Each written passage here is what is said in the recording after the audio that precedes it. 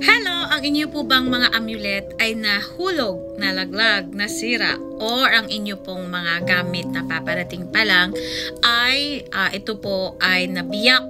So, dito po kasi sigurado po namin yan na hindi po yan crack po or mabiyak. So, safety po yan. Galing dito na kami nagpapak.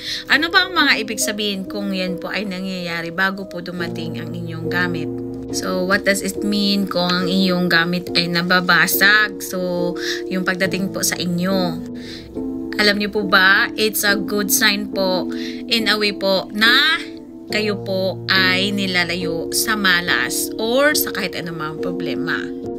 Kasi meron siyang sinalo po. So, when you have a secret amulets or tinatawag na gamit po na in-order sa amin at bigla itong nabasak, hindi pa dumating. So, unusual po na ganoon. So, ibig sabihin kung yan po ay nahulog, yan po ay may tinanggal na problema na dapat sana ikaw yung maapektuhan. Kung kayo po ay meron mga charms, mga lucky charms na sinusuot, nahuhulog or nababasag, ibig sabihin po niyan ay may parating po na problema. As I said, may parating po na problema or may taong matindi ang inano siya na ayaw kang umasinso. So, ang amulets po, sila po ang naghaharang or yung mga gamit nyo na nababasag or nahulog sila po ang naghaharang doon.